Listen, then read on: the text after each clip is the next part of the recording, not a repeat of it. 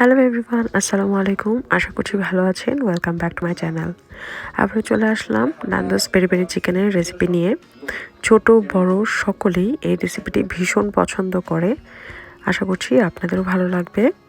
চলুন দেখে নেওয়া যাক রেসিপিটি কীভাবে করছি। আমি এখানে একটা বড় সাইজের পেঁয়াজ, 2টা লেবু, এটা দেখতেই পাচ্ছেন, এটা লাইম, আর হচ্ছে 3টা লাল টাইপের কাঁচামরিচ নিয়েছি। আরও নিয়েছি এখানে আমি রসুন 10 থেকে 12 টুকরা, 12টা ক্লোভ যেটাকে বলে।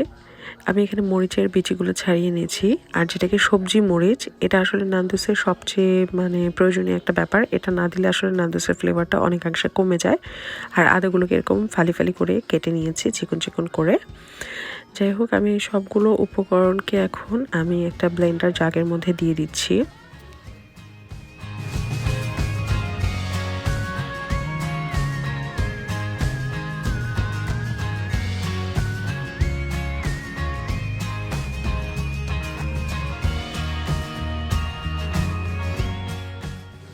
কোনো ধরনের পানি ইউজ করা যাবে না। আমি যে 2টা লেবু নিয়েছিলাম সেই 2টা লেবু এখানে ভালো করে চিপে রস বের করে নিচ্ছি। এটা দিয়ে আমাকে এটাকে গ্রাইন্ড করতে হবে, কারণ যেহেতু মুরগির মশলাটা মাখা মাখা হবে, এখানে আমরা বেসন বা আটা এগুলো কিছুই ব্যবহার করতে পারবো না, এবং আমরা টক দই ব্যবহার করতে পারবো না। সো মুরগিটাকে সফট এবং সাকুলেন্ট করানোর জন্য আমাদের এখানে লেবুটা খুবই ইম্পর্ট্যান্ট। আপনারা আপনাদের প্রয়োজন মতো লেবুর রস দিয়ে নেবেন। আপনারা যতটুকুতে বুঝবেন যে দিলে মুরগিটা সফট হবে, ঠিক ততটুকু। আমি এখানে 2টা লেবু ব্যবহার করেছি প্রায় 1.5 কেজি চিকেনের জন্য। আরও দিয়ে দিচ্ছি এখানে কিছুটা লেমন জেস্ট 1 টেবিল চামচ পরিমাণের। দিয়ে দিলাম কিছুটা লবণ 1 চা চামচ পরিমাণে, স্বাদ মতো দিয়ে নেবেন আপনারা। আরও দিয়ে নিচ্ছি এখানে আমি প্রায় 3 টেবিল চামচ পরিমাণের অলিভ অয়েল। অলিভ অয়েলটাই ইউজ করতে হবে, সাদা তেল ইউজ করা যাবে না, কারণ অলিভ অয়েলে একটা টেস্ট থাকে যেটা সাদা তেলে থাকে না। তো আমাদেরকে এখানে অলিভ অয়েলটাই আমাদের মাস্ট ইউজ করতে হবে। তো আমি সবগুলো উপকরণকে একসাথে ভালো করে ব্লেন্ড করে নিচ্ছি। ভালো করে ব্লেন্ড করার পর তারপর দেখাচ্ছি কি করতে হবে। আমি এখানে টমেটোর বদলে দিয়ে দিচ্ছি কিছুটা টমেটো পিউরি। আপনারা টমেটো একদম কাঁচা টমেটো ব্যবহার করতে যাবেন না, কারণ কাঁচা টমেটো ব্যবহার করলে আসলে এটার সসটা অনেক বেশি লিকুইডি হয়ে যাবে, যেটা আপনার মুরগির সাথে ভালো করে মাখবে না।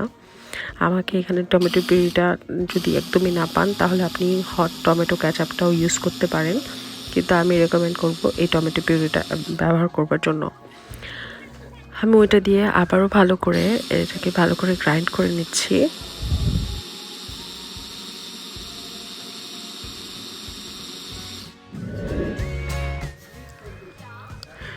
আমি এখানে খুব ভালো করে এটা ব্লেন্ড করে নিয়েছি। তারপর আমি এখানে প্রায় আমার 1.5 কেজির মতো চিকেন ছিল। আমি সেটার গায়ে খুব ভালো করে মিশিয়ে দিচ্ছি। এখানে আমি 1.5 কেজি চিকেন বলতে 9 পিস চিকেনের মতো ছিল, সেটার গায়ে ভালো করে মেখে নিচ্ছি। এই যে আমি মাঝখানে কিছু গ্যাস করে দিয়েছি। আমি ম্যারিনেটটাকে প্রায় ওভারনাইট রাখবো, কারণ 12 থেকে 14 ঘন্টার মতো রাখলেই কিন্তু এটা সবচেয়ে ভালো রেজাল্টটা পাওয়া যাবে, এবং মুরগিটা খেতে খুব জুসি লাগবে, ভেতরে মশলাটা ঢুকে যাবে। নান্দোসের পেরি চিকেনে ওরা নর্মালি স্কিন সহ করে, কিন্তু স্কিন সহ করার জন্য ভেতরে ঠিক মশলাটা ঢুকে না। মেইন মশলাটা কিন্তু আমরা বাহিরে উপরটাতেই পাই, আর সস দিয়ে দিয়ে আমরা যখন চিকেনটা খাই তখনই আমার কাছে সেটা বেশি ভালো লাগে। তো সেই জন্যই আমি এখানে চিকেনটাকে ছাড়িয়ে নিয়েছি। আর এখানে দেখতে পাচ্ছেন এই যে real twist, Nando's peri peri rub, এটাই হচ্ছে আপনার গেম চেঞ্জার। এটা একদম আপনাকে নান্দোসের ফিলটা এনে দেবে। চেষ্টা করবেন এটা ব্যবহার করতে, না হলেও চলবে।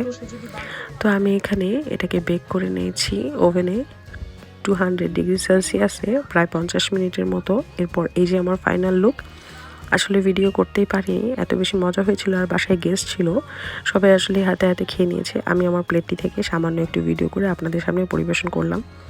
দেখতেই পাচ্ছেন কি সুন্দর জুসি হয়েছে আর সাকুলেন্ট হয়েছে, সবাই অনেক প্রশংসা করেছে।